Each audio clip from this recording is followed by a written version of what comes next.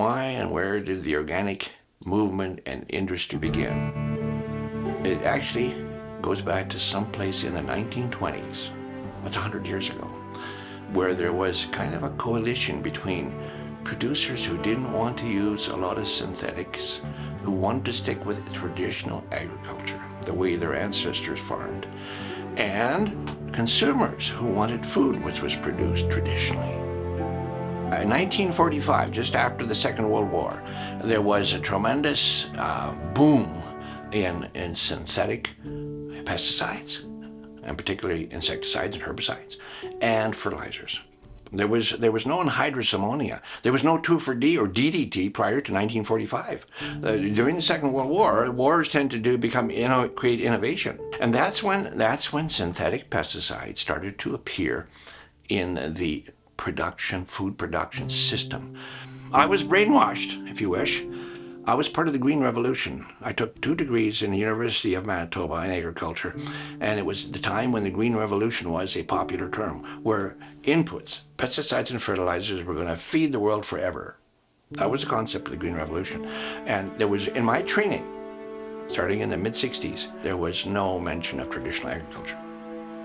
So I was focused on high input agriculture as my academic background. The certification of organic produce and products became necessary as the organic concept and the movement and the production of that movement became commercial. In 1990, in the European Union, a regulation was passed to govern the use of the term organic. This fellow from Ituna and his partner were exporting organic oats to the EU, but they were certified by himself, okay, to his own standard. And they said, Mr. So-and-so, that's no longer acceptable. You're going to have to get a third party. So they showed up at my consulting office. I was an agricultural and environmental consultant at that time, which was 1990. And I said, sure, we can do that. We can do anything. And we did. And we fashioned it after a document called Elementaris, Codex Elementaris, which is still being used by most governments who write government regulations on organic. It outlines what an organic standard should be. I believe coming out of Vienna or the United Nations, somewhere in that level of expertise. 5 years later, I was doing no more. I was discontinuing all my agricultural and environmental consulting work, which was in the conventional sector. Pesticide failures, herbicide failures, soil damage, you name it. I was documenting it and helping lawyers and an adversarial system document damage, malfunction of inputs largely.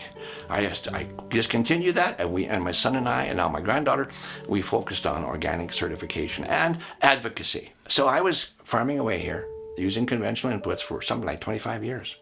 Not making any money, paying my bill and making payments on my land, but cash poor. I had lots of land, but I was stressed, financially stressed.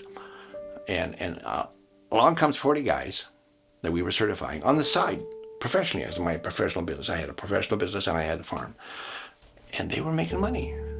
And a guy would show up at my office and I forget his name, but I can see his face. Is a 60-year-old farmer, organic farmer. He says, "Oh, how you doing, Wally?" He says, "I'm good. What are you doing?" "I'm going to town to buy a tractor because I got an income tax problem." "I'm going to town because I have an income tax problem." I'd never had an income tax problem on my conventional farm. Wake up call. Oh, these guys are making money. And then 5 years after we started certifying organic farmers, we switched to organic.